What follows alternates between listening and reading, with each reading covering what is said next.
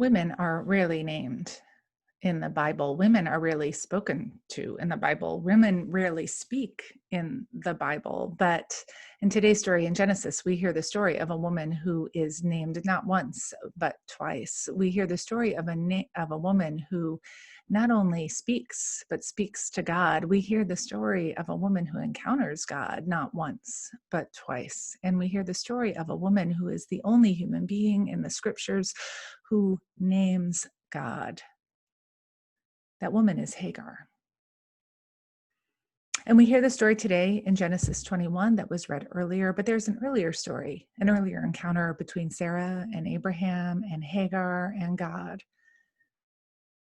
In that earlier story, we hear of Sarah, who is unable to conceive a child and who comes up with a plan.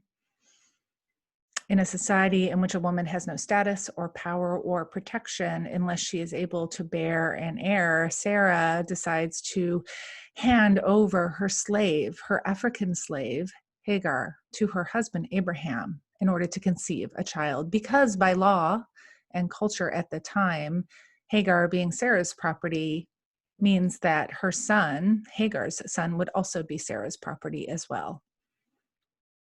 So Sarah hands Hagar over to her husband, Abraham, and Hagar conceives a child. And then, perhaps in frustration and anger, perhaps in desperation, perhaps in fear, Sarah sees a change in Hagar and she reacts to that change. And she goes to Abraham in anger and demands that Abraham do something about her servant Hagar. Abraham is quite passive in the story, and he says to her, in fact, well, she belongs to you, so you do with her as you like. And so Sarah does. Sarah, the text tells us, afflicts Hagar.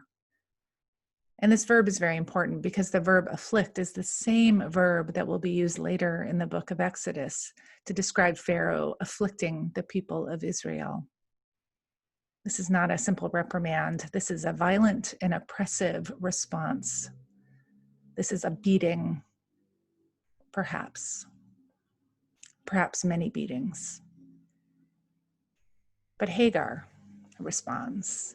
In the words of the womanist theologian Dolores Williams, Hagar becomes the first woman, the first person in the Bible to free herself, to flee an oppressive and violent system and run away into the desert. And there she meets God.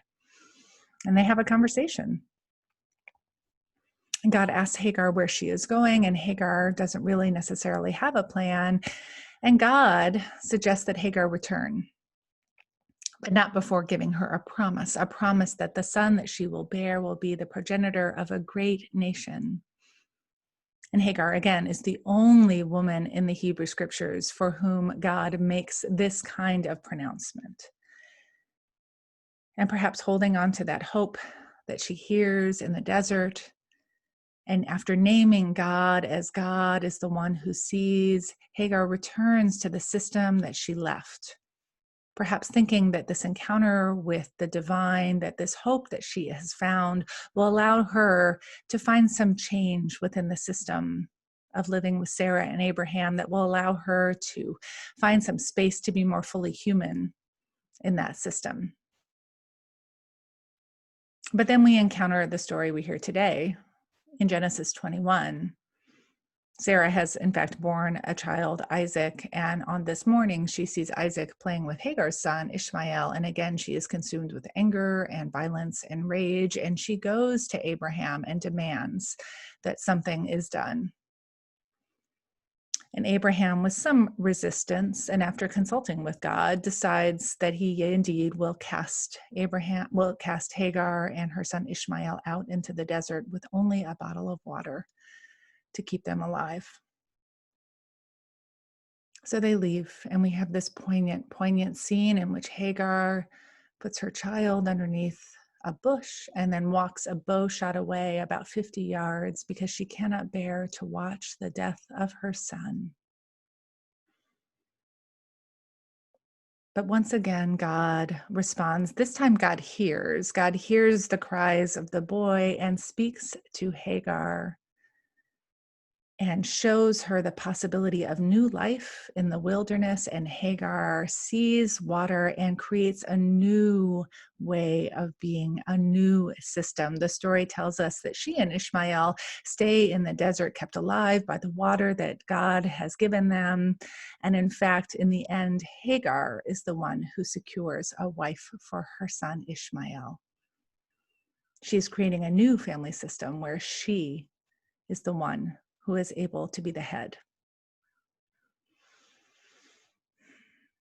Systems of oppression are wily and creative and insidious things. They morph and pivot and evolve in order to stay alive. We see this in our own history as a country. Slavery, which began in 1619 and ended in 1865, is followed by a short period of Black freedom and flourishing in our country in the Reconstruction era. But then that system of oppression and violence and racism rears its head again, and Jim Crow is born, and lynching is born. And once again, that system of white supremacy recreates itself in ways that oppresses and visits violence and terror on Black people in this country. And then we have the civil rights movement and the attempt to, again, reform a system of Jim Crow and white supremacy. And then that system morphs again into a system of mass incarceration that we live with today. A system in which where 1 in 17 white men might expect to be imprisoned, 1 in 7 Latino men can expect to be imprisoned in their lifetime, and 1 in 3 Black men can be expected to be imprisoned in their lifetime. Systems of oppression resist reform. Systems of oppression reinvent themselves in order to stay alive. And those of us who benefit from those systems of oppression resist reform as well. Because reform is hard. Reform is disruptive, at least for those of us who benefit from these systems. And so again and again, oppression becomes reinvented and violence becomes reinvented. And the same systems that result in the death of Black and brown bodies continue in our country, just as they did for Hagar when she returned to Sarah and Abraham.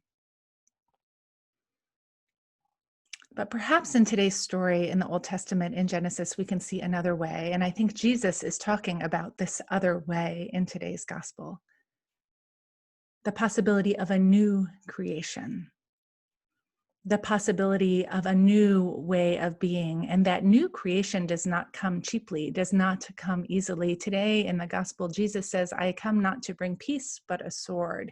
And those are hard words to hear as followers of Christ. But what I think Jesus is saying is that he does not come to bring a cheap peace, a peace that is just a getting along, a peace that is just a comfortable place. But instead, Jesus comes to bring justice. And God, my friends, is always on the side of justice and comfort are always incompatible.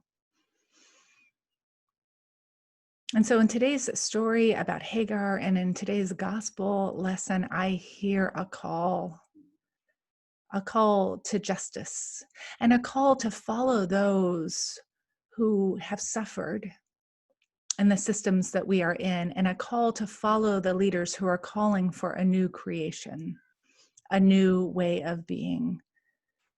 Not trying to reform our way out of the systems that have been created, but to imagine something new, the way Hagar imagined something new in the desert, and the way Jesus calls us to imagine something new. And that something new does not come cheaply, does not come easily. We cannot have resurrection without death. We cannot have justice without conflict and some loss, especially for those of us who benefit from the systems that are unjust. And so, my friends, I invite myself to follow the Hagars of this world, to follow the ones who are imagining a new way of being, a new creation in the world. God is there with them, always in the possibility of freedom and justice.